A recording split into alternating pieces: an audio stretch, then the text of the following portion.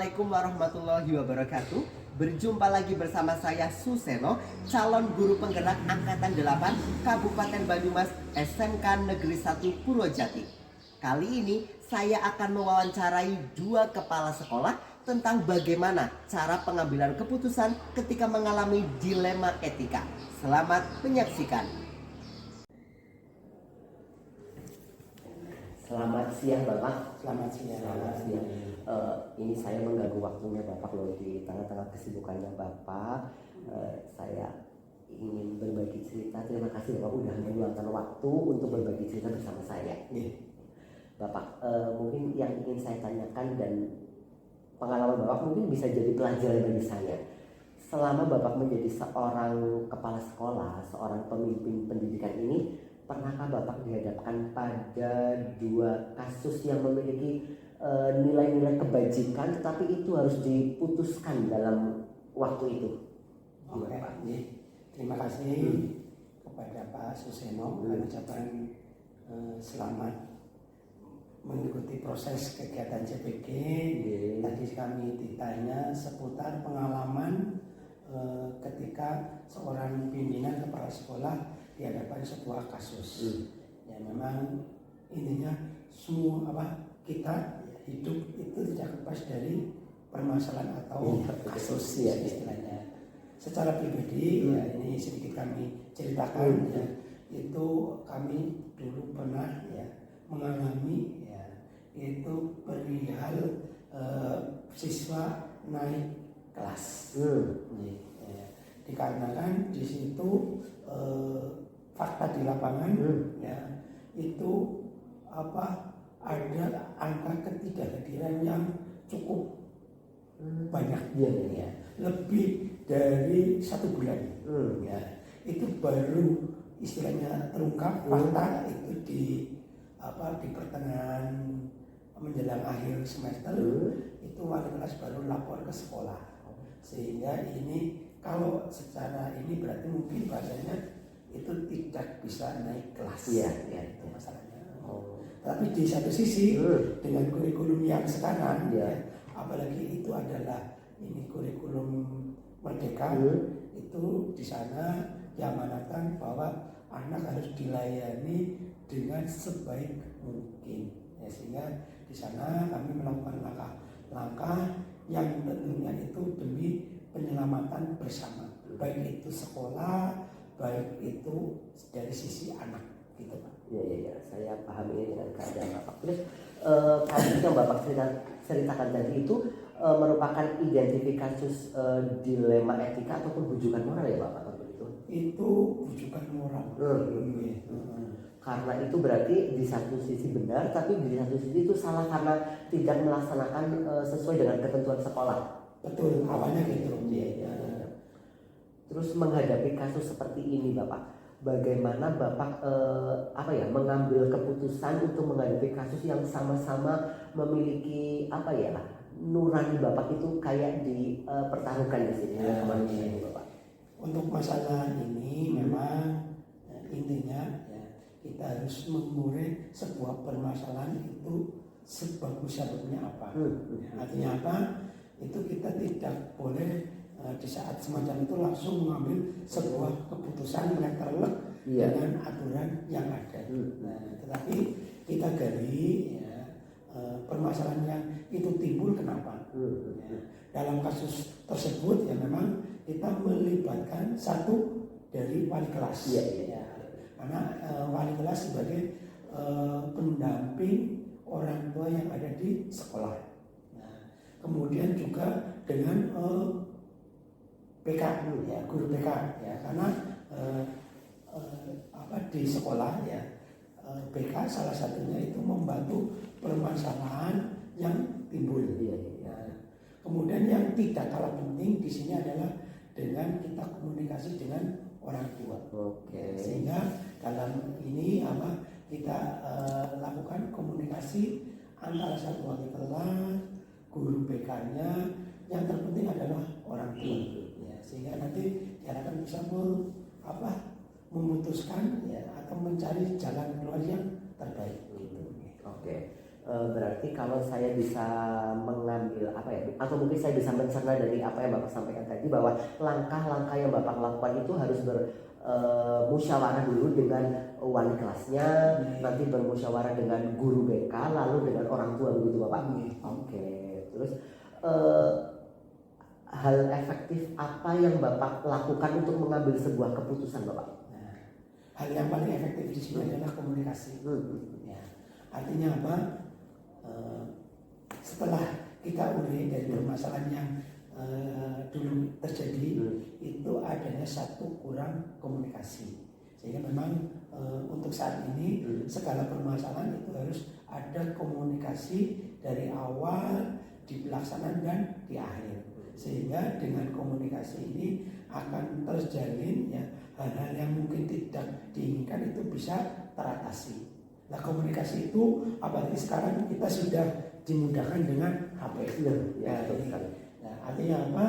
Ya, kebetulan pada waktu itu orang tuanya berada di luar kabupaten. Ya, dulu itu kita di Banyumas, ya, itu permasalahan itu ada di Kebumen. Ya, sehingga kalau harus kontak fisik, komunikasi fisik jelas jauh, susah. Sehingga memang kita menggunakan HP ini sebagai media yang paling efektif, salah satunya untuk bisa komunikasi. Karena apa? Kebetulan orang tua itu juga punya kesibukan. Ya. Jangan sampai gara-gara cuma ngurusi anak, energi terbuang, pekerjaan juga ini. Itu salah satu yang paling efektif adalah komunikasi. Oke, ya berarti benang merahnya ini komunikasi. Betul. Oke, siap. Terus dalam menghadapi atau mengambil sebuah keputusan, ada tantangan-tantangan tersendiri apa enggak itu Bapak? Tentunya itu ada. Karena apa? Ya, ini kita ya atau satuan pendidikan biasanya itu membuat sebuah peraturan. Dan peraturan itu tidak boleh bertentangan dengan aturan di atas. Ya. Nah, kemudian kita pun tidak harus ada contoh tadi 1 bulan tidak masuk, ya tidak naik. Ya, ternyata ya permasalahan yang ada itu ya tahunya orang tua berangkat. Ya. Nah, ya tahunya orang tua berangkat, cuma berangkatnya dari rumah tidak sampai sekolah. Nah, ya memang ya, di sini ya kita sampaikan juga ya dengan berangkat dari kasus semacam itu ya kita komunikasikan sehingga ketika mungkin ada permasalahan awal 1 atau 2 hari atau 3 hari ini, maka kontak dengan orang tua kita lakukan.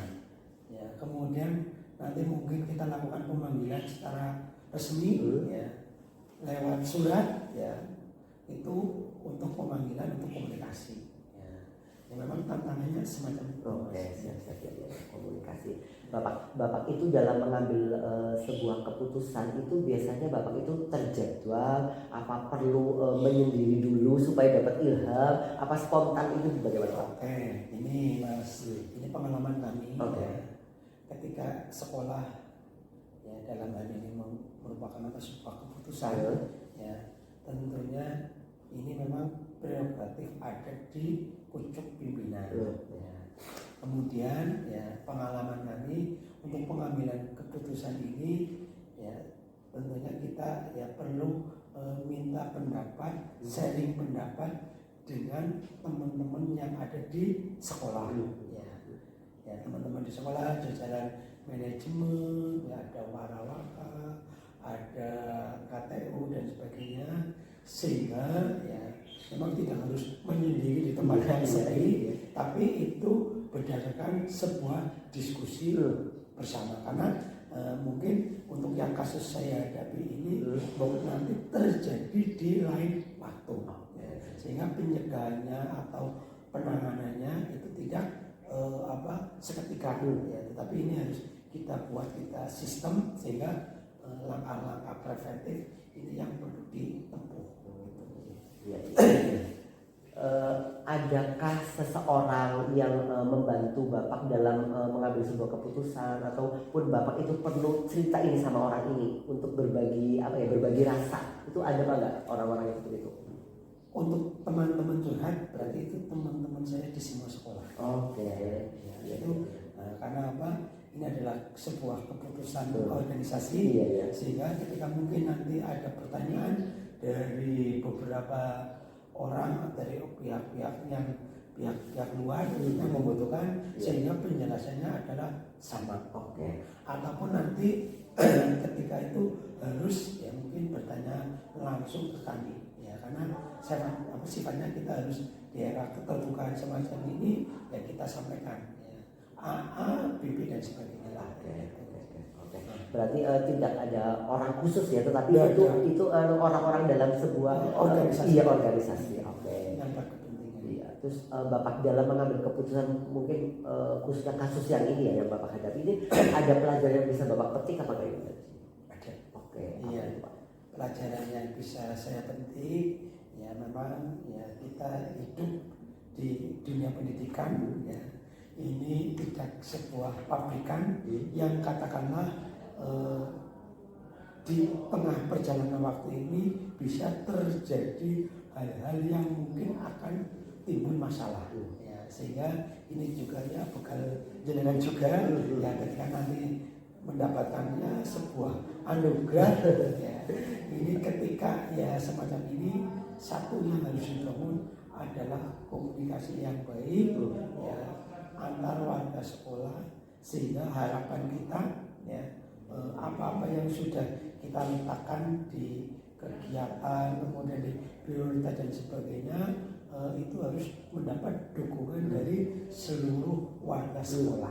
Intinya kayak gitu. Begitu Bapak, mungkin cukup. Terima kasih sekali Bapak telah meluangkan waktunya untuk berbagi cerita pada saya. Saya jadi semakin tahu bahwa segalanya itu komunikasi nomor satu Bapak ya. Terima kasih Bapak telah meluangkan waktu bersama saya. Terima kasih Pak.